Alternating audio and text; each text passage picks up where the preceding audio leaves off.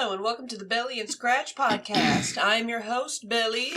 And I'm your co-host, Scratch. And today, I can't stop buying tie-dye shirts. You can't stop? No, I cannot. Can't help yourself? No.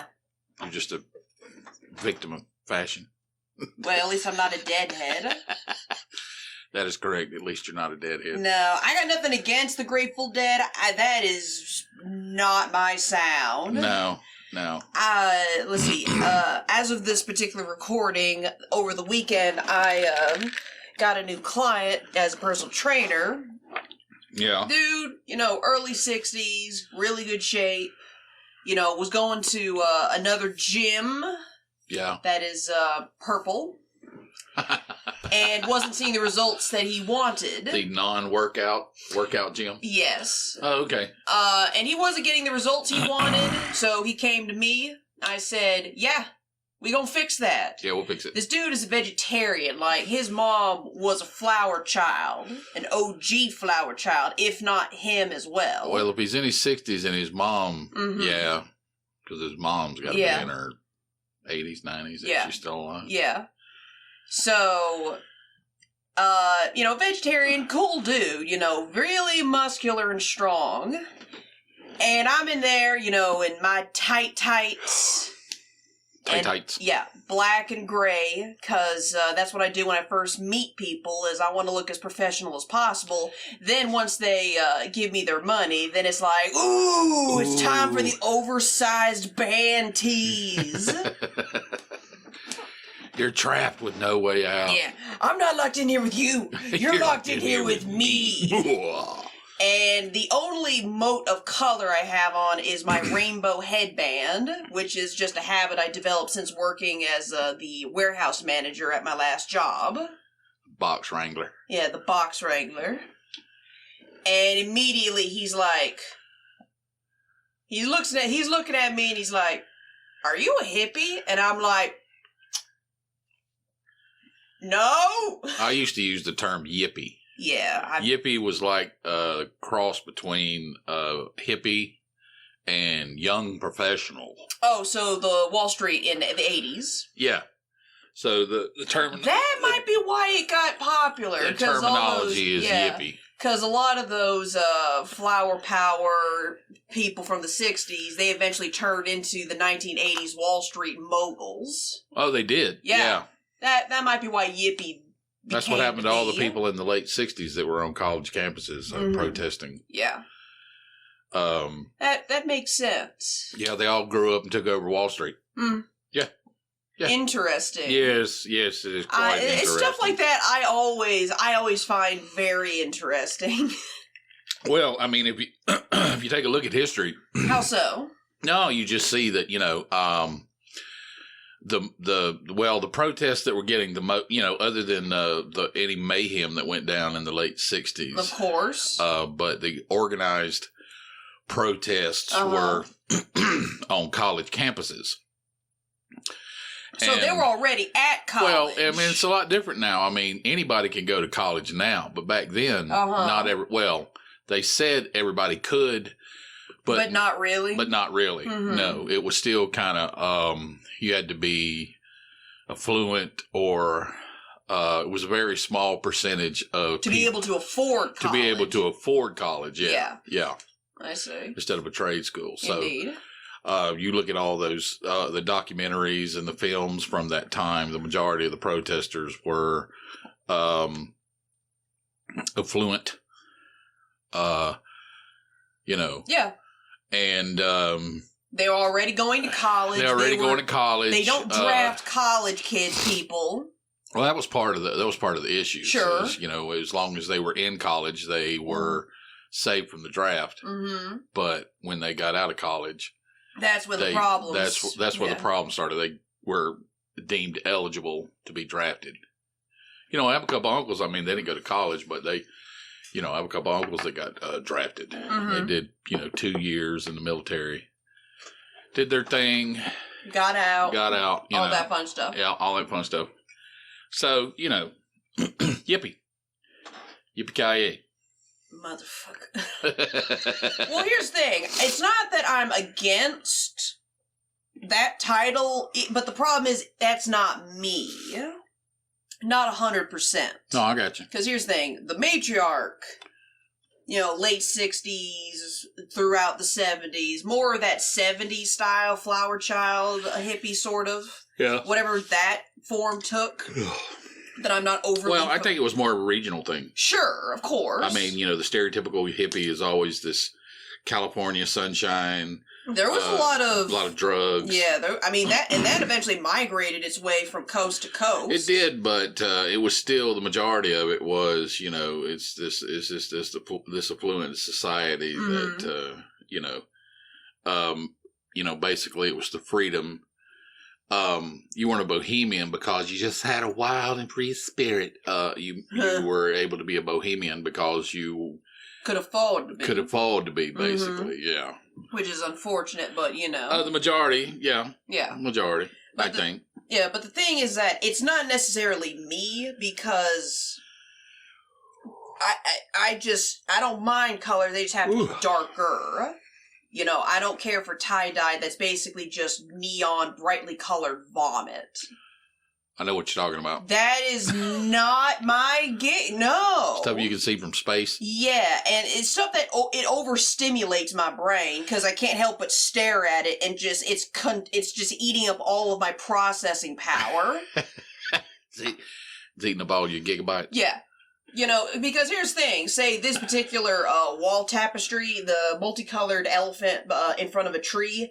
Here's the thing. It's on a black background. It's, you take one visual sweep and go, that is an elephant in front of a tree. Yes. And it looks cool. Yeah, it does. And then you can look away and go somewhere else. If this was white, I couldn't stop staring at it. And it would give me a headache. And it would give me a headache. Yeah.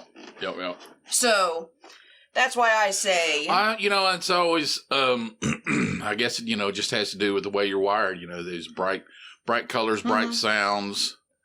It's called being on the spectrum. Yeah, or shriekish, like I can't. I had a lot of problems with it when I was a kid, but I didn't understand what it was. Until much later. Till I got older, until you came along and I began to really... observe your behavior and understand that something was going on with you that I know wasn't learned behavior. Mm-hmm. It was something beyond. It was something. It was nature. It was not nurture. Nature, not nurture. I mean, being triggered by a loud, an abrupt sound. Sure. Screech. Mm-hmm. Real sharp. Nobody likes nails on a chalkboard. No. But it was just how it was. Because most people, hypothetically, there's a car screech. Like, someone just slams on the brakes when they're going really fast. Right. Hypothetically. Most people, they would just kind of turn in that direction and go, what was that? Is someone going too fast? I had to stop to see a cop.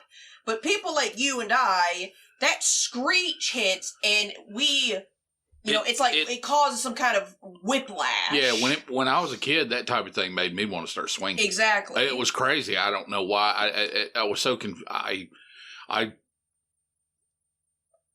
Something's wrong with that boy. And I guess that's the way. I guess that's a way to put it. Sure. But it just didn't make any sense to me that it did what it did to me. I didn't understand it at all. Yeah. I mean, at all. So, it did cause problems for me as a kid, as far as the disciplinary type things. Sure. Conferences between my parents and teachers. Mm-hmm. These things would come up. Sure. And I didn't understand them any more than anybody else. I mean, I wasn't a poorly behaved. I pretty much kept to myself, actually. Yeah, I mean, you weren't a delinquent. You weren't trying to set I wasn't attention seeking. No. Didn't try to set the pool on fire. Didn't try to set the pool on fire. No, it wasn't anything like that. Yeah. Or, You would just... There were just some quirks that they didn't know how to define. Just these really weird things that would just set me off, and I didn't understand them. Yeah. It's why I was almost a sociopath in high school, because it wasn't per se how loud it was just constant noise, slowly eroding its way through my skull. Yeah. That was what the problem was. And I mean, I don't know what predisposes people to be wired that way. It's some kind of genetic thing. It has to be genetic because I don't understand. Obviously, if what they call them, there's neurodivergent and now there's neurotypical. Those are the terms now. Right. Okay. So neurotypical is just the normal people who don't have the quirks and bells and rickety-rackets. Right. And neurodivergent is basically a catch-all term for literally anything, apparently. More so focused on the autism spectrum, ADD and ADHD, those types. I mean, if I could get away with walking around with earplugs in all the time, I would. Yeah. Oh, no. When I was in high school, that kid that I was forced to make friends with because I was like the only other on the spectrum kid that they knew was at that school that hadn't been silenced into submission yet. Right. We could not have been the only two. That's what I'm saying. Probably not. Odds are there was at least a third that was hiding somewhere in the bathroom. Because that person knew more than we did. I guess. But no, ever since I was friends with him and then sort of broke it off because he was way more dysfunctional than I was, but no one wanted to do anything about it. Nobody wanted to do anything about it. Yeah, no one wanted to deal with him, and I find that kind of sad. But ever since I met him and the whole thing about playing music or earplugs and wearing sunglasses, that was a game changer because I started wearing earplugs every day to school after meeting him and him telling me that. Right. So that was a game changer. I mean, the sunlight was so painful for me. So bright lights just caused me. Yeah, it doesn't matter if it's natural or fluorescent. Yeah, it does it. It does it. Yeah. It was just this weird kind of. I just figured, because of my features that I was, sensitive to sunlight, and blue eyes and blah, but, there was this, there was another layer. There was another layer there that I didn't understand. Yep. People are like, oh, and you can't even find any peace when you try to, it's like, oh, you think you're cool because you wear sunglasses all the time. No, I wear sunglasses all the time. I literally can't see if I don't. The freaking sun, I mean, it just causes me pain. Yeah, the amount of times in my life I have been accused of being a vampire for wearing sunglasses indoors. Yeah. The amount of times I got shit for that. Oh. I was like, I literally can't see without them. We're inside. It is night. Fuck you, Chad. Yeah, it's too bright in here. I can't. Too bright. It's too bright. Turn the lights off, damn it. Too bright, too loud. Yeah. That is why I love the Grand Budapest Hotel. Awesome. Aside from the I know. No, you don't understand. Turn. I am obsessed with this movie. Oh, it's a good movie. Okay, yeah, it's a good movie. And I want to see the other Wes Anderson films. I just got to get my hands on them. Right. But that's why I love the Grand Budapest Hotel specifically until I watch the other stuff. Because here's the thing. Yes, it is very well made, well written. The dialogue is snappy. It's witty. It looks good. It is well acted across the board. It is. I did not feel that there was a weak character in that movie. Every single person served the purpose that they were given and did it wonderfully. But you cannot tell me. Okay. You cannot look at that movie. Right. And tell me that Wes Anderson is not autistic. You cannot tell me. All right. And almost like 80% of the movie is symmetrical. Everything is neat and organized. It is immaculate. There is not one prop out of place. There is not one hand in frame that you can see. Right. There is like little itty bitty continuity errors. With like when they escaped from prison with Zero's like satchel. Mm. Other than that, it does not flash you with bright lights. Oh, that's what you're talking about. It does not like have any sort of score sting. The score is very nice, neat, but it's not like anxiety inducing. It keeps your attention. Right. With the dialogue and the cinematography, and it is the perfect movie for people who get pissed off at stuff like, oh, we're having this really hardcore scene sneaking around at night, and then, boom, it's bright, sunny at the beach, and the music is playing. It's like, stop it.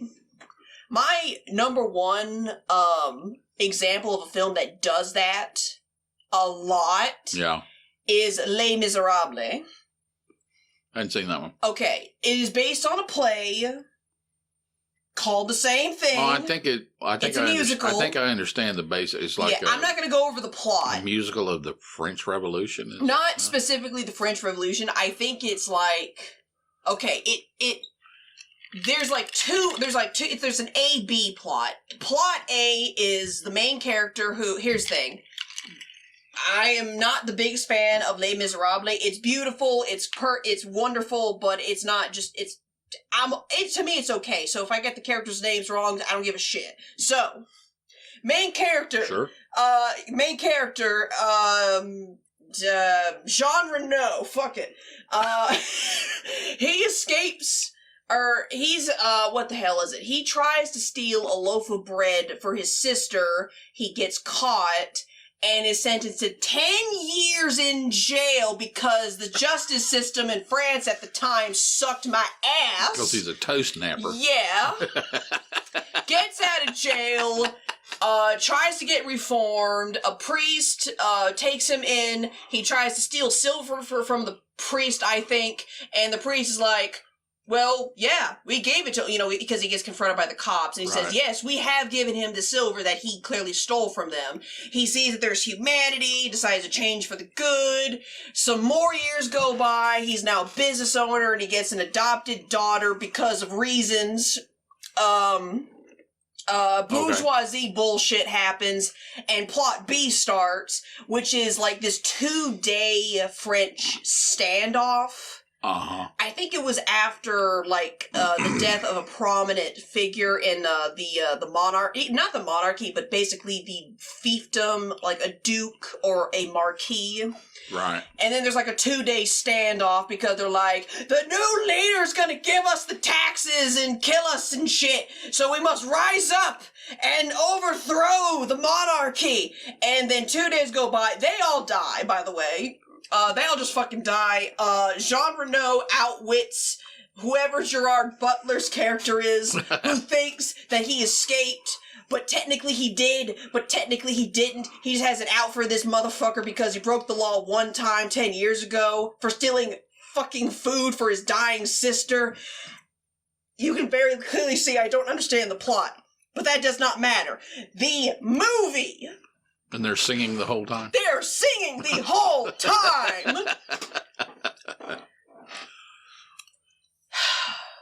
All right. The movie does that, where it goes from just the darkest scene in the ass crack of France at night, then just jump cuts to full bright in broad daylight the next day. Right. There is no transition from at night to boom, bright and awake next day. The sound editing is shit. Because the really low notes, they gotta be really deep and low. Yeah. And the really high notes have to be really high and shrill and have to bust the fucking speakers. It was one of the most painful theatrical experiences of my life. Awesome. And were it not for the fact that the matriarch's matriarch was in the seat next to me, I would have walked out. All right. Too much pain. Just can't deal with it. I can't, no, I cannot. Can't deal with it. Cannot. Yep. I can't even. Nope. Can't do it. Can't do it. So... The Grand Budapest Hotel is amazing, and everyone needs to watch it. There. That is my official review. A lot of heavy hitters in that movie. Oh, yeah. William Dafoe and Ralph Fiennes are probably my favorites. What's his, Abram Murray? Abram Murray, that was Adult Zero. Jude Law played the younger version of the writer because Wes Anderson is a fucking sociopath who likes to origami fold his plots into non-existence. Oh, and wasn't McGregor? Ian McGregor? Ian McGregor. No. Was he in it? Edward Norton. Oh, Edward Norton. That's Edward Norton. Okay. I wasn't familiar with the guy who was playing Young Zero. He did really good. I didn't recognize I've seen him Agatha. in a couple other things. I have. I just didn't recognize him. You know, he might be new. He might be new and up and comer. He was when that movie came out. Oh yeah, definitely. He was great. Yeah. I didn't recognize the woman who played Agatha. She might be new too. Tilda Swinton is apparently the old madame. Really? Yeah, that's Tilda Swinton. Okay. Yeah, All I right. remember I was watching it and there was like a little text commentary, behind the scenes commentary via text somewhere at the top of the screen. Right. It was talking about Wes Anderson never had the budget he had for Grand Budapest. So they basically shot the movie, so to speak. And basically he was so, what was it? It was something like he was so used to working with such a small indie budget that when someone just handed him a big stack of cash, he was like, okay, let's just get the most expensive person for one of the smallest parts or something like that. And it's like, yeah. Well, apparently, I mean, you know, they're all, I guess, you know, they're all professionals and they want to be a part of something that's interesting. And they get enough of the right names. Bill Murray was in it. Bill Murray was in it. Ralph Fiennes, William Dafoe, who had done Wes Anderson films before. So, you know, and it looks like they got to have fun with it. Yeah. Yeah. So, yeah, that was cool. It also introduced my favorite line of all time. Yeah. That I will use at every instance I see the chance. It's the one where they're reading the will. Yeah. And the guy playing, I know who plays Dimitri, I just forget the actor's name. He's basically cussing out Monsieur Gustave. Oh, yeah.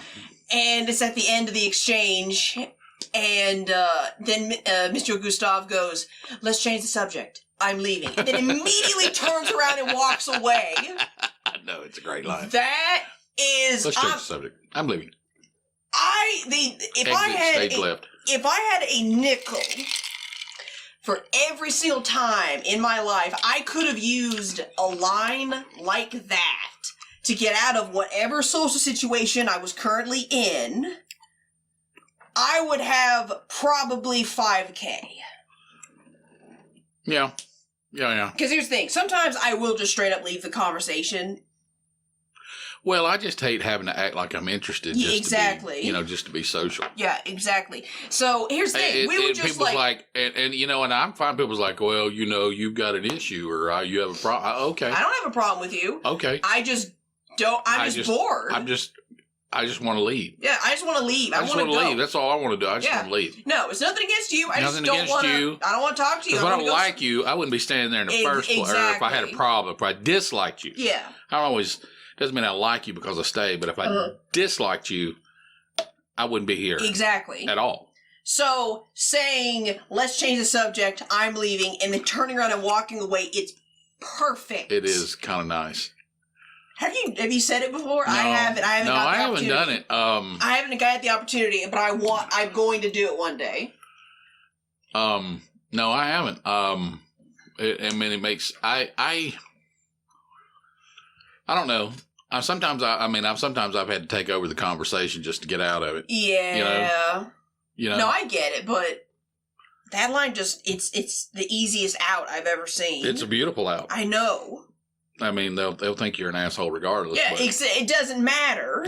But so at least there you can at least possibly leave them with a smile. And hey, excuse me, I need to go. People say, well, that'd be a nice way to do it. I don't know. There's nothing. Well, sometimes that doesn't work its way into the conversation, Jed. Sometimes I enjoy being a clever asshole. I do too.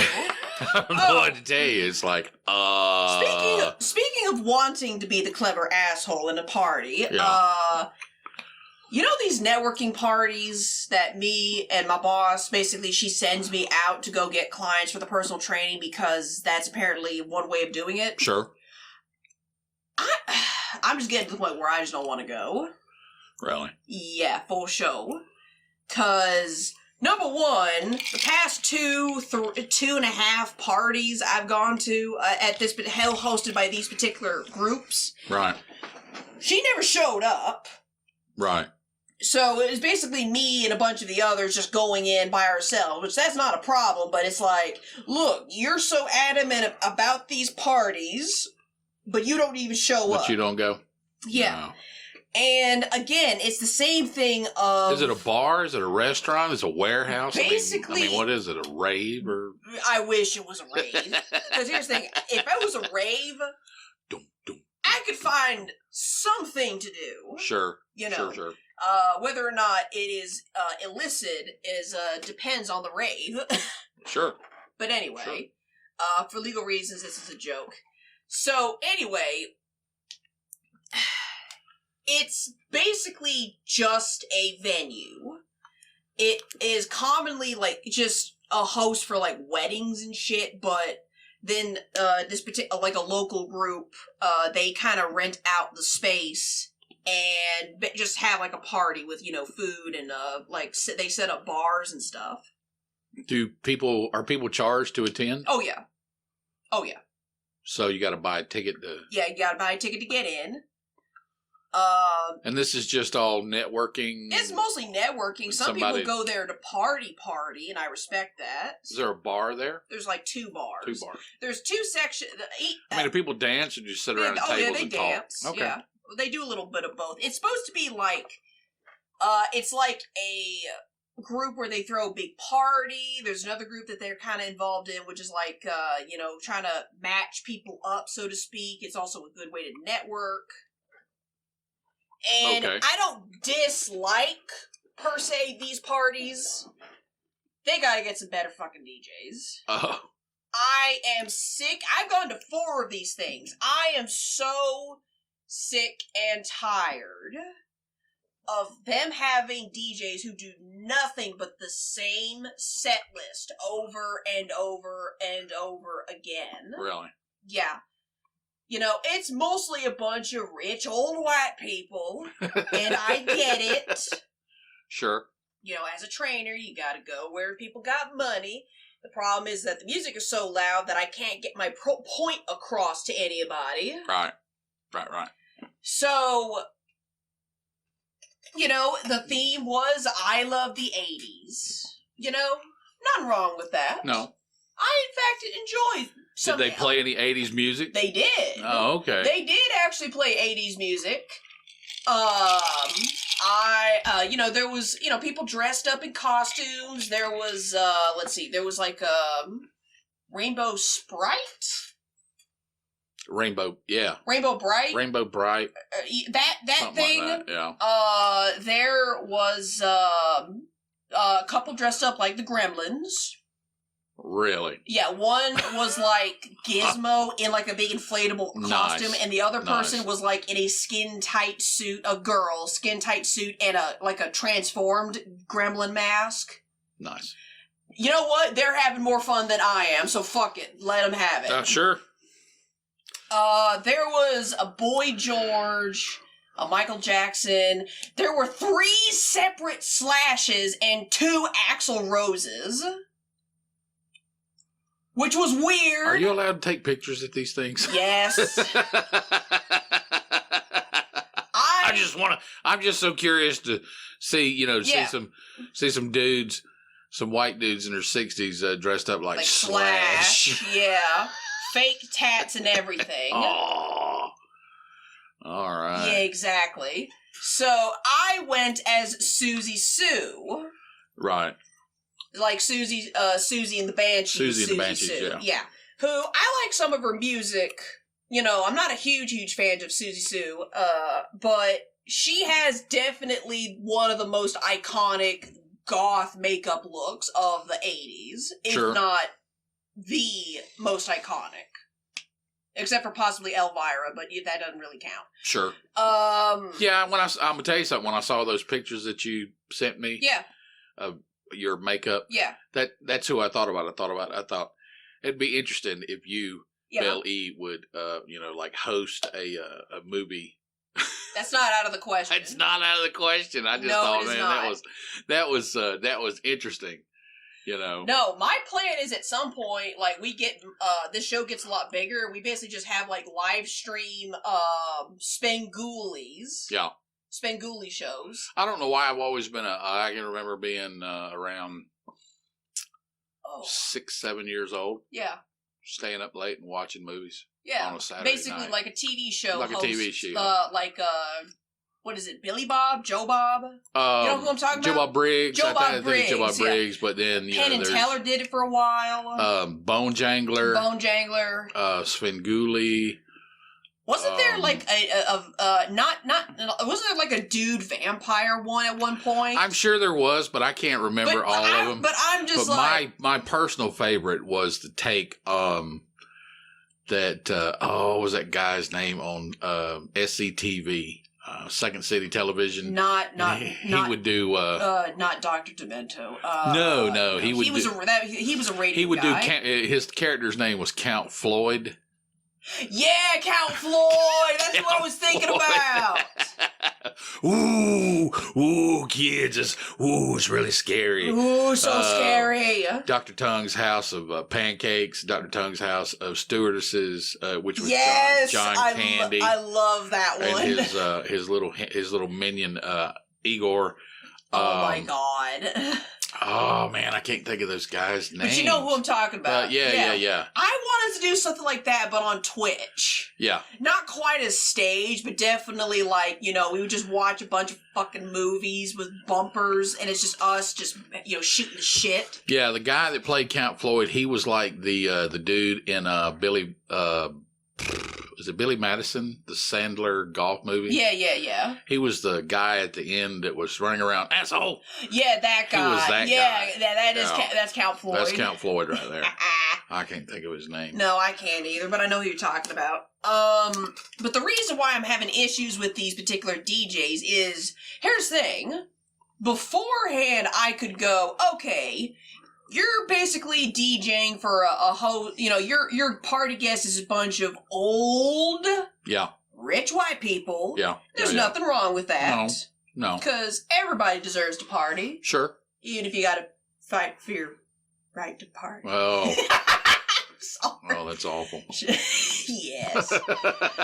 But I remember when that album came out. Oh, I bet. License to Ill by the Beastie Boys. Oh, I bet it just fucked everything up. They were just like the Three Stooges on dope. That's exactly what the Beastie Boys were back in the 30s. Feels more like Speed sometimes. I don't know, man. But anyway, so, beforehand I could go, you know what, you gotta keep a relatively, I don't want to say conservative playlist, but definitely more popular stuff that they're able to recognize. Sure. But I figured, number one, it's 80s night. So a lot of my music that I like to listen to is on the table. Sure. I'm obviously not going to try to make the DJ play Bela Lugosi's Dead by Bauhaus. Thought at least play some Cure. Yeah, no. No Cure. Yeah. No Cure. No doubt, yeah. They, that song Van Halen's Jump? Ugh. They basically played everything that sounded like Van Halen's Jump. That song was such a sellout. Yes. And, you can hear it in the synthesizer. Dum, dum, dum, dum, dum, dum, dum. And I was like, oh, man. Is that the best you can fucking do? That song got so much radio airplay. Oh, my God. Van Halen's music was so good. The rock was so good. I don't think they're metal. They're like real hard rock. Really hard rock. Really hard rock. And no, they wouldn't play Van Halen, but when Jump came out, it was like... They started playing fucking And Van what was Halen. what ticked me off, it was like, it's a shitty song. Yeah. It's a shitty song. I know that. Okay, not because of my personal taste. It's just not a good song. No. Everybody jump. Yeah, that's not fucking Van and here's Halen. Eddie Van Halen, has got a guitar that could kill King Kong. And you know, Randy Rhoads was better. Fuck you. Start fighting in the comments.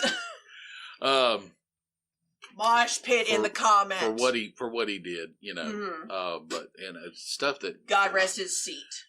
Stuff that Eddie Van Halen was able to do with the guitar was just it's beyond amazing. Indeed. I mean, there's God rest his seat as well. Yeah. May they have a fist fight in heaven. You know, it was really and then everybody was like, "Oh, hey, you know, hey, Van Halen." They started playing all these people that hated on Van Halen, talking a bunch of shit to people it's like when who listened to it. Then all of a sudden they're like, "Hey, look, we're listening to it's like Van Halen. We're cool too." It's like that's a garbage tune. Yeah. Okay. Yeah, it's also kind of similar, and this song I'm about to say is much better than Jump. It's kind of similar to when Metallica made Nothing Else Matters. I mean, it's not a complete. I'm not calling that a sellout, but basically, it's Metallica had a certain sound. They did. Then they made a particular album with a slower, more generally accessible song. Meaning they used that song to cast the widest net. Oh, I mean, you know, became super giants. Well, I mean, they just ran into a wall. I mean, no. I mean, Injustice for All. How are you going to follow that? You can't. You can't. You got to change up. You got to do something. No. You and if you'd have stayed in that same, you know, and everybody was like, "Oh, they sold out when they put out the Black What else album." could they have done? What else could they have done? It would have been Injustice for All too. Yeah. That was it. I mean, they had hit a wall. There's only such a small percentage of people who would have wanted Injustice for All Part 2. Yeah. You know, and the Black Album is just a tremendous work. Yeah. I mean, I'm not calling the Black Album a sellout. I just mean like no one liked Van Halen, and then they made Jump.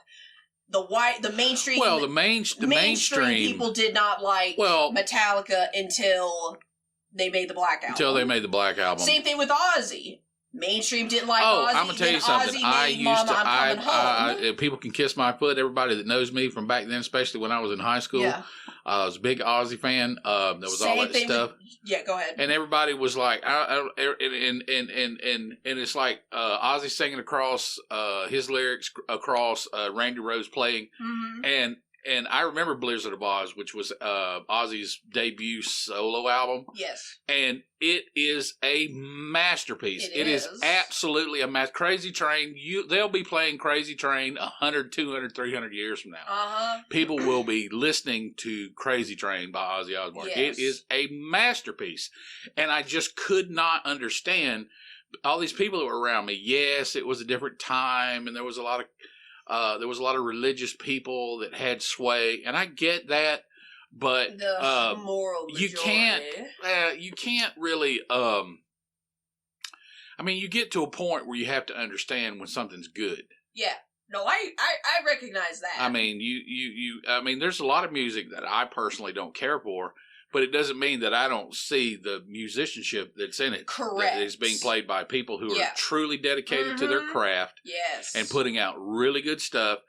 It might not be my bag, but I can appreciate it as a work. Yeah. Like, I appreciate the Beatles for existing, because without the Beatles, a lot of my favorite bands would not exist. But their sound... Yeah. Except for when Paul McCartney and John Lennon had broken off and done their thing, the Beatles together, for the most part, it's just not my sound. Yeah. Well, I mean, they're but I like Oasis and Blur, so. Their control. The Beatles created but it was really lyrically what they had. Lyrically, it was brilliant. I mean, you definitely had 4 people or 2 people, whoever were the song. Paul McCartney. 2, 3 people, whatever. Ringo occasionally helped out. And just really educated, grown up in that Shakespearean, kind of sonnet writing kind of style that came up with, catchy stuff. And they just kind of hit it. They kind of hit it when, everything just exploded on them. And that happens. I mean, I can remember being a kid watching excerpts from where they did this one of the last shows that they did. I think it was late 60s, early 70s, where they sold out a baseball stadium in California, Dodger Stadium. Yeah. And just, you couldn't even hear it, but people, well, I would say people, but it was mostly women screaming so loud. You couldn't hear the band? You almost couldn't hear the band. Yeah. And I mean, and that was something that was just, that messed with everybody, because they were like, nobody had ever seen anything like that where this music would elicit this type of response from people. That type of response from people. Well, so, you know. There you go. So, but it's okay. But it's okay. Oh, what I was trying to say about the party. Yeah. They did neither DJ on either floor of the venue did my song request. Not either one. Uh-huh. I didn't request anything out of line. Yeah. You know me. Right. I didn't request anything that was too salacious or too slow or too thumping. Right. For all these boomers that was in the same vicinity of me. I went to both DJs, because the first one I was like... Okay, wait a minute. Mm-hmm. Did they play any Huey Lewis in the news? Nope. Then that was not an 80s party. You cannot have an 80s party without playing Huey Lewis and the news. You just can't. Is it Huey Louie or Huey Lewis? Lewis. Okay, because I keep fucking that up. Okay. A great band. Yes. That man deserves all of the respect, because he seems like a genuinely nice guy. Unfortunately, he lost his voice about 2 or 3 years ago and had to stop touring, which is really sad. Yeah, it is sad, because he seems like he genuinely loved to sing. Obviously. Yeah. I mean, they've been a touring band for the last 35 years. There's a video on YouTube, and it's basically a recreate. You know that scene in American Psycho when Patrick Bateman was talking about Huey Lewis in the news, and then he kills him. There's a scene on YouTube where it's Huey Louie as Patrick Bateman, and he kills Weird Al Yankovic. Of course. Yeah, of course. They didn't play any Weird Al, did they? No Weird Al. I can't even. They played all that poppy shit. Like I said, if it sounded remotely like Rick Astley's Never Gonna Give You Up and Van Halen Jump, they played songs that was in that category. Milk Toast. Yep. Very milquetoast. And the song I asked for was a major 80s hit at the time. What'd you ask for? Behind the Wheel by Depeche Mode. Oh. Because I couldn't ask. I couldn't ask for anything on the Violator album, because that was 1990. That would have been cheating. They also did not. Oh, I gotta keep my promise. I promised one of my friends that if they did not play Cars by Gary Newman, I would burn the fucking building to the ground. I now have to go burn that building down. For legal reasons, this is a joke.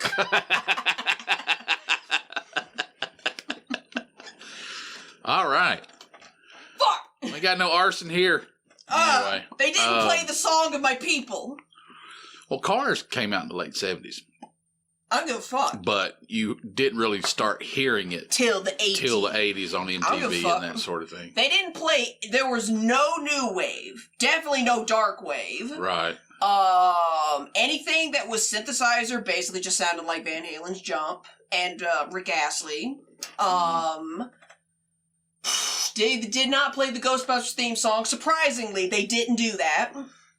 I mean, there was a lot. There was a big wave of, there was this band called did not play Metallica. They did not. Yeah, well, they didn't play Metallica back in the 80s. They didn't play Metallica. Oh yeah, we just got done talking about that. You might would have caught. I remember one time around 82, 83. They managed to get like Ride the Lightning on the radio. No. Shit. I think I heard Crazy Train probably about 3 o'clock in the morning on this one station in town. Yeah, when they could play shit like that. They thought it's nobody was listening. It's like the Adult Swim of radio. But they never played Metallica. The first Metallica song that got any airplay at all in this area. Yeah. Was Black Album stuff? No. It was God. You know their Kill 'Em All album? No, the one. There's Kill 'Em All, Ride the Lightning, Master Puppets, and Justice for All. The one where the guys down. You got to give me some lyrics. No, it's Darkness Imprisoning One. Me. Yeah, one. That's off of And Justice for All. Yeah, that was it. And I remember there used to be this radio show that would come on late Sunday nights. It was called Metal Shop. It would have this buzzsaw playing in the background at the Metal Shop. I love that. And that was the only, and they played it on this one radio station, and that was for like an hour from like 10 p.m. to 11 p.m. on a Sunday night. Fuck. And that's, that's where you could hear. That's where I first heard one. Mm-hmm. I bet that blew your fucking mind. But they mostly played like Twisted Sister. Bleh. Yeah, bleh. And they're an okay. They're okay. They're an okay band. Metal? Yeah. I guess. Hair metal. They Wasp. Every now and then you get something from Wasp. Yeah, I know. It was mostly Wasp is the dumbest fucking band. I'm telling you, in Europe they love. That's fine. You and I had a big conversation about that over a year ago about Wasp in Italy, and I'm like, what? Yeah. I remember there was a Giorgio Romano movie. It was either Romano or Romero. No, it was not George Romero. It was Oh, fuck. God, I gotta look this. No, I've already said this like 2 or 3 times on the show at one point. Yeah. Basically, an Italian horror movie. It had Jennifer Connelly in it. She was the main character. Now, mind you, I've tried it's one of those rare gems, quote unquote gems. There was a trailer. I found it on. One of the streaming services. But here's the thing: there's like 2 versions of it. There's the version which I think is called Phenomena, which is like edited down. They took all the metal music out of it. Really? Basically, just gave it a standard soundtrack. Cut a lot of gore parts out because moral majority censorship. But the originalist, Italian cinemas. Different. Anyway. Yeah, it's different. But no. I mean, like, when it came and was imported over in the West, they basically cut it to ribbons and called it Phenomena because it was such a drastic change that they had to retitle it. Right. The originalist cut of it was not called Phenomena. It wasn't called Suspiria. It was some kind of weird combination. Something I can't remember off the top of my head. But it was like a gore fest. Jennifer, I keep wanting to call her Sarah because I've seen The Labyrinth so many fucking times when I was a kid. Right. Jennifer Connelly is like a psychic schoolgirl that can somehow communicate with insects, and somehow she uses this superpower to track down a serial killer at the Italian all-girls boarding school she goes to, aided by a disabled insectologist or entomologist, whatever the fuck those people are called, and it is soundtracked by Wasp and Motorhead. Wow. Yeah. That is not a joke. That is real. I have to find it, and I have to base a religion around it. Man, people were just doing stuff, and it's unfortunate that you had to get all gimmicky to get people. It's like Twisted Sister, for what they do. They're fine. They're great. Yeah. They didn't have to dress that way, but they had to do something. They had to find a gimmick. Yeah. It's like wrestling. It's like pro wrestling. You had to come up with a gimmick to get people to pay. And some of it worked, and some of it didn't. Yeah. So I was a little off put by Wasp doing such a thing, and then I watched this thing about Chris Holmes, who's the lead guitarist there when Wasp in its early years. Sure. And they love him in Europe. They love him. And I was happy to see it. Yeah, he makes a living over there. He lives over there. He's married to a woman. That's fine. I think she's Italian. Italian. Like she, her primary language is Italian and English is second. But I had no idea. I mean, you just wouldn't believe, like England. England, you don't really realize how big blues had an impact on that population. It did, weirdly enough. Like, what's his, Howling Wolf, Muddy Waters, Dixie's Midnight Runners at one point. Dixie's Midnight Runners. Yeah. And those types of bands, they copied that blues style. Even the Rolling Stones. I mean, the Rolling Stones were heavily impacted by blues. Oh yeah, definitely. African American singers, James Brown, that sort of thing. Oh yeah. So yeah. it was really interesting to see how certain music has its impact in other parts of the world. Yeah. Like Kiss is huge in Brazil. Oh, for some reason. Same thing with Iron Maiden. Yeah. Yeah. It's like Kiss and Iron Maiden in fucking Brazil. In Brazil. Yeah. I mean, there was a Kiss did a concert and it was like almost 3/4 of them. I mean, it was over 500,000 people showed up. Can you imagine? Yeah. You never know when you're like 600,000 people showed up for this Kiss concert. Yeah. It's crazy. Yeah, exactly. Yeah. So. Yeah, you never know how much reach you're going to have and where. Yeah. So there you go. Wasp in Italy. All right. Yeah, because fuck you, I guess. I guess. I don't know. Fucking know. I'm trying to think. Everybody's got their thing. Yeah, everybody's got their thing. Nothing wrong with that. So I basically asked both DJs. to play Behind the Wheel by Depeche Mode. I doubt they had it. Oh, they had it. Oh, they did? They told me, yes, they could do it. I stayed to the end of that fucking party, and I had to get up at around 6 the next morning to train somebody else. They did not play one tune of that song, and I went, fuck this place, fuck networking here. I have only ever talked to 3 people in the 4 times I've been to these 3.5-hour parties. I'm going home. Fuck all of y'all, Depeche Mode, milk toast bitches. Depeche Mode. I mean, they had a sizable following, but it wasn't common. Like I didn't personally know anybody that. It was more that West owned Coast. A copy of it. No, definitely more West Coast. Depeche Mode was also that band that when they first came out, if you are already listening to new wave, you were well acquainted with Depeche Mode. Sure. So it was just one of those things where, new wave was never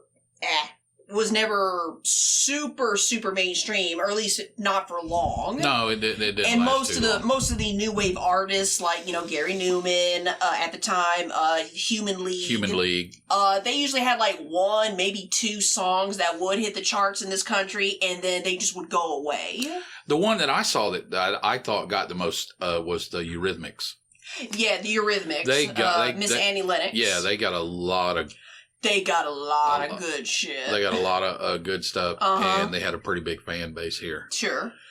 No, I just figured, here's the thing, specifically why Behind the Wheel is because I remembered, this was kind of a split-second decision because I didn't think that The Cure would get any radio play because they were playing mostly like synthesizer 80s cheesy shit. And I thought, cheesy synthesizer shit with, 80s good synthesizer shit. Right.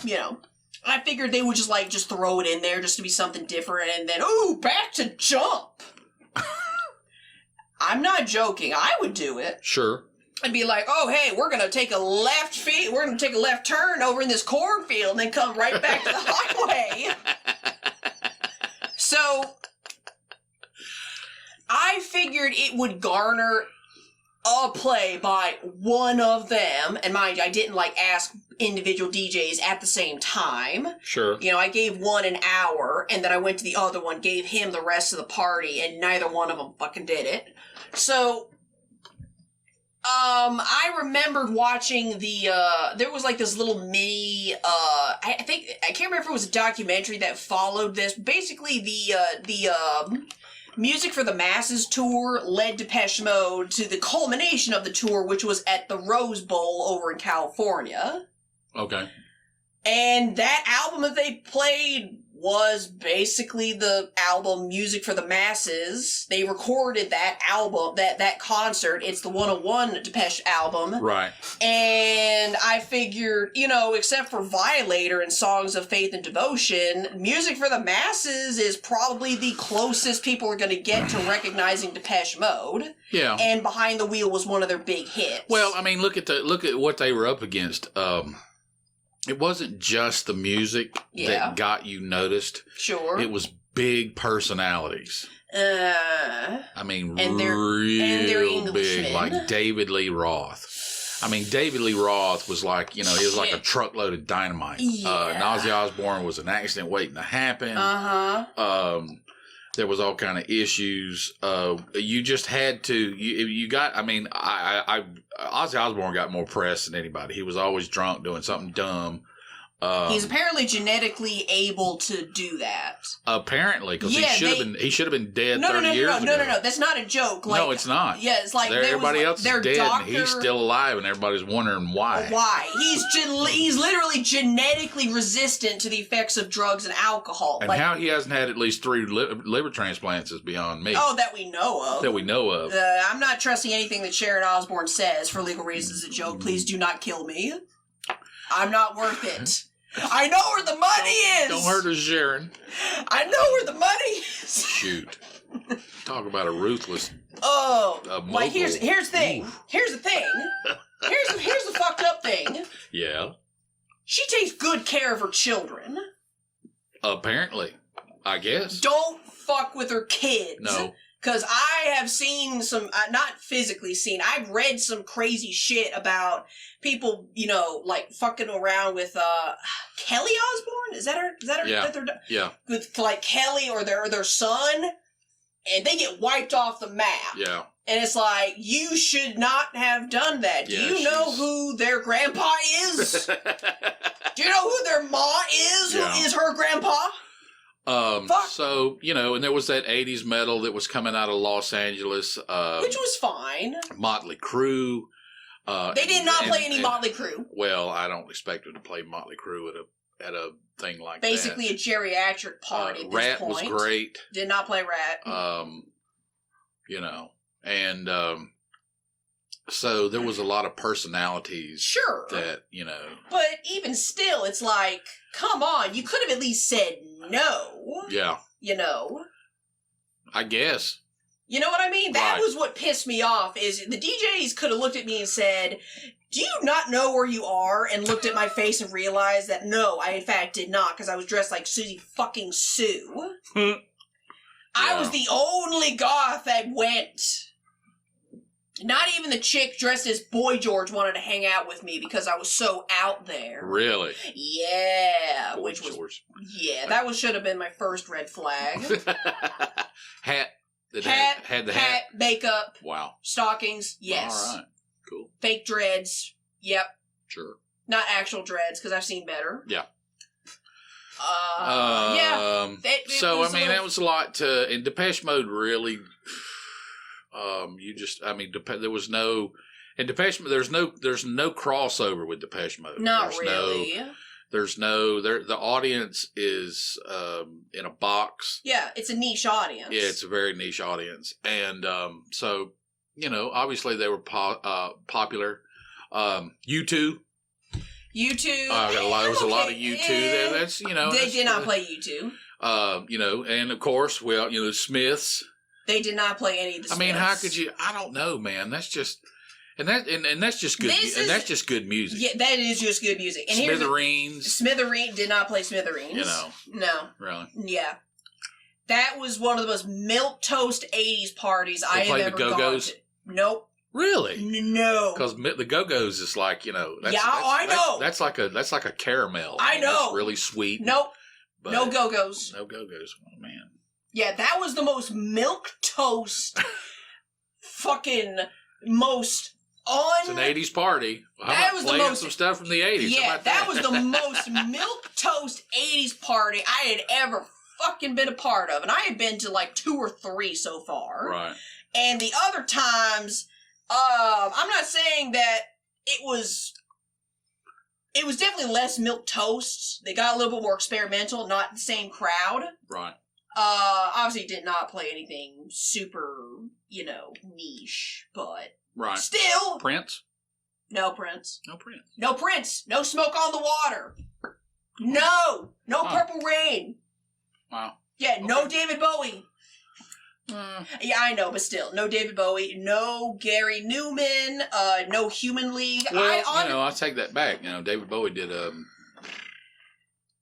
Tin Machine doesn't count. Tin Machine. Tin Machine was David Bowie in disguise. I have not heard that name in a long time. Yeah. None of that. Modern Love. Did not do David that. Bowie. And that was a huge tour. No Diamond Dogs. None of that. Wait. I think that's 70s. Tina Turner? Nope. Wow. Nope. Actually, now that I think about it, they didn't play any songs that involved black people in it. Well. Okay. No. Well, I would, because everything was back then. It was either rap or it was no rap. It was like late '70s style blues, rhythm and blues kind of Sure. stuff. Yeah. Four Tops, Four Seasons. Nope. I mean, those are good bands. Not they just Four didn't. Seasons. Not Four Seasons. No. Tops. Four Tops. God. It's okay. The Temptations. Did not play the Temptations. So, nothing. So no Motown at all. No Motown. No Motown. Zero Motown. Right. -3% Motown. No Rick James. No Eddie Murphy. They're not going to play Rick James. I know they're not going to fucking play Rick James. No. Even though Super Freak was like the African American Stairway to Heaven. They just played it and played it and played it and played it and played it until it died. And then they played it and played it and played it. Yeah, no, none of that. Yeah. Nope. Well, I guess. Like only the top 3 most poppiest. They did like one Cyndi Lauper song. And it's the one Cyndi Lauper song. Yeah, I don't even have. Girls just want to have fun. Just want to have fun. That's it. No Billy Idol, which struck me as weird. Billy Idol can go either way. Exactly, but they didn't. He can do rock. He can do pop. Yeah, dance stuff. He was like this weird hybrid between punk and pop. He was probably the first punk pop. Yeah. Yeah. But he was actually good. Oh, yeah, definitely punk pop. Yeah, because I hate punk pop as a rule, but I like Billy Idol. I like his early Dancing shit. with Myself, Dancing White with Wedding, yeah. I mean, all that stuff. Did not Rebel play Yell. any of his shit. Great stuff. Did not play any of his shit. I don't even know what they... Some of the songs, they were just like the most #1 charting Billboard, poppy, overproduced 80s bullshit that you could do. And they just kept playing it. 3.5 hours of it. No breaks. Huh. It was it was actually the complete opposite of, I'm trying to think. Like about a month prior to this party, I had the fortune of attending my first goth night ever. All right. It was this small, and this is like a complete 180 from this party. Right. Because at this party, it was, not my scene. I was very out of place. There was like one person that knew who I was, and now we're Facebook friends. Because it's like that. It's like, oh my God, you can talk intelligently about new wave and dark wave. I want to talk to you. Come over here. Right. So, the goth night, it was at this small building. It's where we went to go see the Rocky Horror Picture Show live. Oh, okay. Where everyone was objectified. Exactly. Equality. Because really. even the dude was wearing the electric nipple tape. Yep. You know what? I would have been insulted if they didn't. As a woman, I would have been like, okay, everyone's getting the nipple tape, including the guys. That's fair. That's fair. That's fair. Because it's Rocky Horror Picture Show. Rocky Horror Picture. What else are you gonna do? Yeah. That's it. Yeah. So anyway, It was the same place, and I didn't know what I was expecting because, small building. It's not like a huge fucking multi-layered store or a club. It's very quaint. It is very quaint in a formerly rough part of town. Right. It's still kind of rough, but not as rough when you were my age. No. Not even close. Because if it was that rough, we wouldn't have golf night there anyway. Probably not. So I go on in. I park at the dollar store across the street, which convenient that they were closing down. It was a BYOB, which I didn't need that. I'm all dressed up. I don't have any makeup on because I had to train people the next morning. Right. So I walk in. Music is playing. I'm talking to people. People want to talk to me. And two things happened that night. One of them, I had figured out, one of them I knew how to do, but after that night I figured out how to get myself into it, and I'll get into that. But one thing happened at this party, this particular goth night, that has never, ever happened to me before. Not in my life. I completely relaxed. Oh, yeah. I know, grand, dramatic, but I'm not joking. I understand. Outside of this house, and maybe some of my family environment, some of them. Yeah. If you see me like out in public, I'm like at guard. Some way, no matter how small or how big. Yeah. I am on like, so there is some part of me that's keeping vigilant, some kind of, whatever, you want, if you want to define. Whatever way, I don't understand it either. Yeah. Yeah, it's an instinctual thing. Some kind of instinctual, like, self-preservation kicks in when I'm out in public, when I'm at work. When I'm, not when I'm driving, because, music. Right. And I'm by myself. But when I got to that joint, I sat in a comfy chair in like a corner in the back, and I completely relaxed. Like almost passed out in the chair, relaxed. That'll happen. And I was just in shock because that never happened before. Okay. When I'm here, I'm fine, obviously. But it happened there too, and I was like, oh, what the fuck is this? I knew I was comfortable, because at this party that was this weekend, I was not comfortable. No. I was trying to put on a mask. I was trying to put on a facade, and I think that's what did it. The other thing that happened to that party is I figured out how to get into a flow state. Okay. Flow. Basically, you know the mindset you get into when you meditate? Yes. Okay, well, apparently I have to do that and move at the same time. Oh, yeah. I understand. Yeah, there was technically is still, it's like being on a raft in the ocean. Yeah. You're just kind of, except it's in your chair, kind of swinging on a swing. Yeah, except it's happening in your mind. Except it's happening on your mind, yeah. Yeah. Yeah. So, there, at my belly dance studio, they have a class. It's basically like a moving meditation, like dance expression type class, which initially sounded like a bunch of dumb shit. I'm not gonna lie. Sure. Like, I was just looking at this as like... All right, freakazoid. Yeah, because I was looking at this and I was going, really? Like, is this the same thing where it's like the people have to do yoga, like, in like a goat barn and let the goats walk all over them, or cat yoga? Just let a bunch of fucking cats into the yoga studio, and when people are doing, like, downward facing dog, they claw your leg or something. Is that what we're trying to experience here? Right. But after a while, when the teacher started explaining, what the deal was, basically it was a way to kind of, to be stereotypical, expand your mind. Right.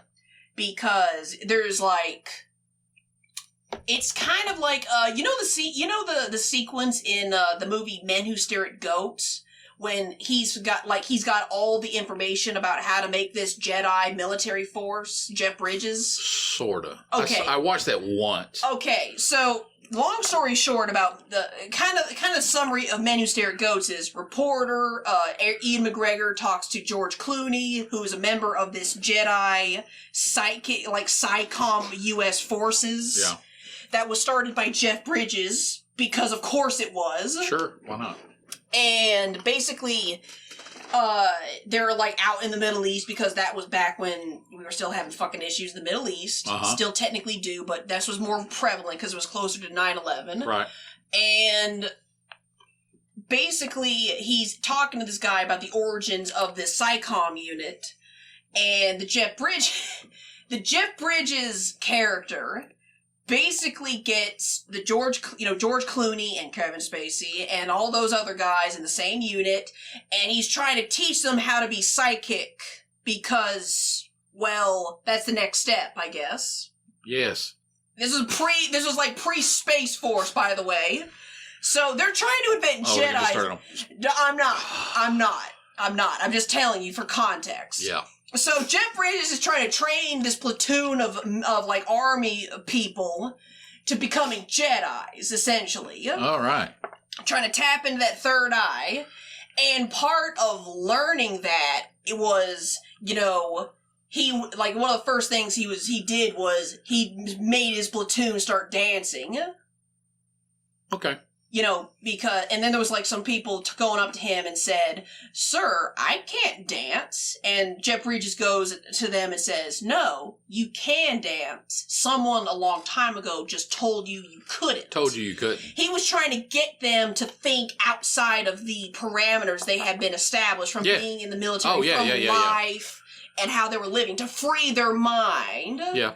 They could become Jedi and kill people, basically. Or maybe, whatever. Anyway, getting into the specifics. I'm not trying to do that.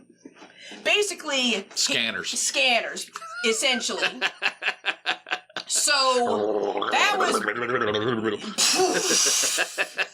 That's awesome. Yeah.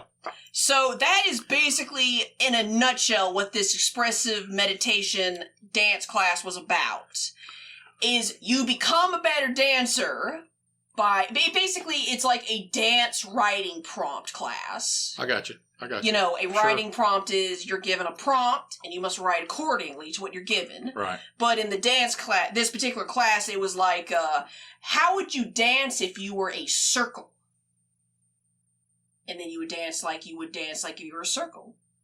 Okay. How would you dance if you were fluffy?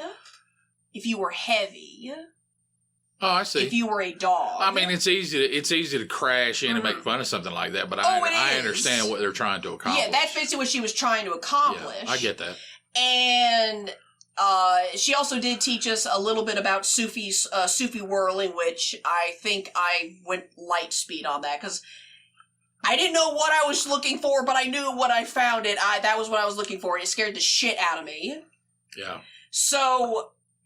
people who know what I'm talking about, you know what I'm talking about. So, basically, I tapped into this, like, weird flow state where you basically turn your brain off and you just improv. Yeah. You just let your body and you just dance like nobody's watching. Dance like no one's watching, but people are watching. Right. You tap into that mentality.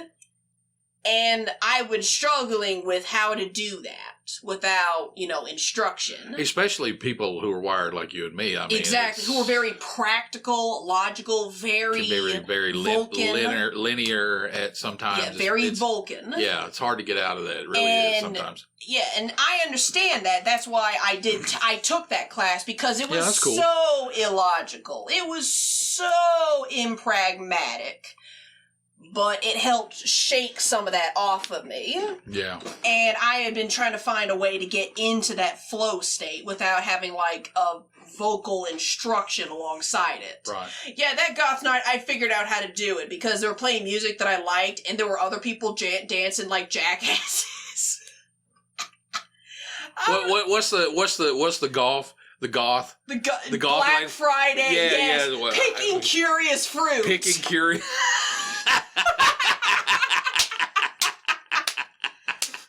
Oh, that is too funny. I Dance like you're picking curious fruit. Then there's a variant of the tree is picking curious fruit, where you pick several pieces of fruit, perhaps apples, and admire each one with a ravenous curiosity. Oh my, look at this apple. Oh my, look at that one, and that one, and that one. Do do do do do do do. That is legit. That is too funny. That is fucking legit. I do picking curious fruit with hand flowers because I can. Because you can. And that is how I tapped into that flow state, and I figured out how to do it. And it's like, oh my god, I figured it out. I did it. Am I a master? No, but I know how to do it. Yeah. It's like, yes! At least you're in the room. Yeah, at least I'm in the room. Got the door open. Mm-hmm. Yeah, the only thing I had issues with that is I don't know what they put in the fog machine, but I think I got as close as I'm going to get to an asthmatic attack. Fog machine. Yes, they had fog machines. Well, the gender reveal party that burned the forest. No. Fog machines, that's a goth night staple. That's legit. No one was fucking with anything. All right. Yeah, I don't know what was in those fog machines, but it caused me to not breathe. And that spooked me in a bad way, not in a good way. Probably some vaping cartridges. I don't fucking know. But either way, in comparison to the party I had over this weekend, the party I had over this weekend sucked. Yeah. I'm just glad I didn't pay to go. But now I'm just gonna be like, I think I'm gonna be starting to make up excuses to not go. Well, I mean, you're developing a client list. Clientele. Yeah, I am. And, and that's I'm gonna get to the point where I don't need to do this shit all the time. Yeah. So there you go. Have you actually collected any customers from those parties? I collected the guy that I dropped 82 pounds off of. Oh, yeah, that guy. Yeah. Uh-huh. Yeah. I would love to lose 80 pounds. Yeah. That's the plan. 80 pounds inside of 4 months. How about that? That's crazy. Yeah. I mean, that is... I mean, 1.5 pounds, the maximum you should lose is 1 pound to 1.5 pounds a day. Yeah. So... Give or take, yeah. Sure. So, 30, 45 pounds a month. So you drop... it can be done. It can be done. He did it. Without drugs, it can be done. Yep. Without killing yourself, it can be done. Correct. But you just have to find... You have to find the right niche. You have to find what works. You have to find what works. And I'll tell you, I'm totally amazed. I've been through 2 workouts of this particular style, and I wished I'd have discovered it a long time ago. It's okay. We're here now. I know. Because the style I used for so long, it made you bigger. And it does. Yeah. But it makes everything bigger. I got all this muscle on me now, and now I got all this fat on top of the muscle because I lifted so heavy for so long in these big compound exercises. I used to live. I mean, like I said, I used to live on a squat rack. No, I get it. And this is more isolation focused. Yeah. Compound exercises, it's more like digging a rock out of a mountain. If you're not an athlete, yeah, I recommend not messing with compound exercises. Or not a lot of it. Yeah. Yeah. And what I've barbell been showing, squats, barbell bench, barbell deadlift, that sort of thing. I love deadlifts. But if you're not an athlete or a strength athlete, really just don't have to do as much. You don't compound. really. You don't. No, not really. Yeah. I mean, if your schedule is so crowded that you have to. Yeah. That's different. I mean, I know of routines where person will go into a gym and they'll do on Monday, Wednesday, and Friday, and they'll one day they do deadlifts and then they go home, and one day they'll do bench and they go home, another day they do squats and they go home. That's it. Yeah, that's all it. they do. Yeah. Yeah. That's okay. That's okay. Yeah, this particular style, it's more like shaping that big rock into a gem. Yeah. Refining and polishing. Yeah. Basically. Yeah, you're right. And for like 90% of the populace, that's all they really need. That's all they really need. The other 10%, they just have their own personal goals, or they're going to competition. Right. Which is something I don't know how to train people to do. No. But if I get someone who's like, sign me the fuck up, and I know who to go to. Yeah. It's not even going to be, it's not even really going to be optional. It's, I'm just going to break down the door of his particular gym and go, Yeah. hey, how do I do this? Right. Why should I tell you anything? You better fucking do it. I don't care how strong or how big you are. I will knock your teeth out. Because you're only this tall. Yeah. I could probably, like, I don't know. Pat him on the head. Pat him on the head. You're so cute. Like soccer kick him into the wall. R2-D2. Yeah. Don't. Soccer kick him into the wall. Anyway. It's hot in here. Yeah, it is hot in here. Welcome to spring! Spring's here. Yeah, spring is here, thank God. I'm so... Oh, I've wanted to be warm for, like, the past 6 months. I love fall, and I love summer, and I do love winter. But after a while, being cold gets old. It does. It does. Because sometimes I just don't want to layer up. I don't want to have all that on top of me. I am tired. Yeah. There was a lot of milk in that tea. I'm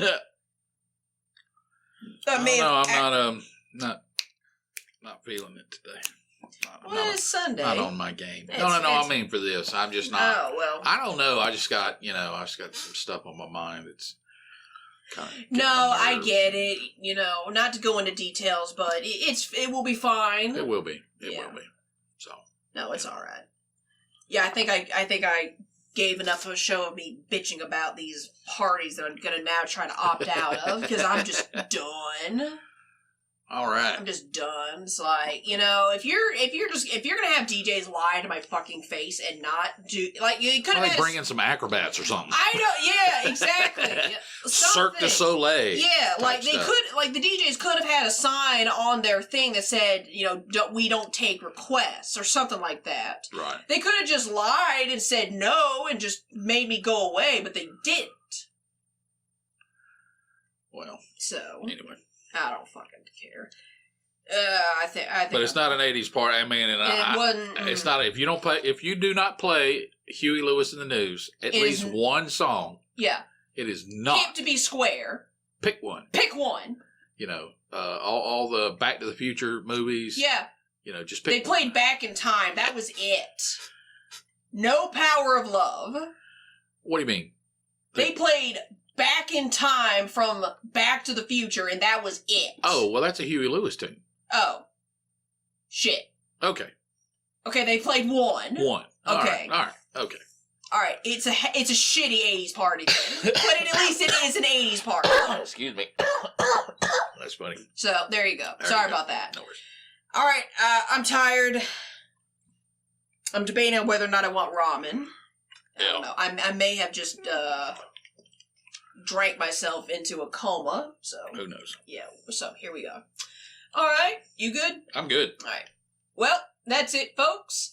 I was your host, Bel-E. And I was your co-host, Mr. Scratch. And we'll see you guys next Tuesday. Next Tuesday. Bye.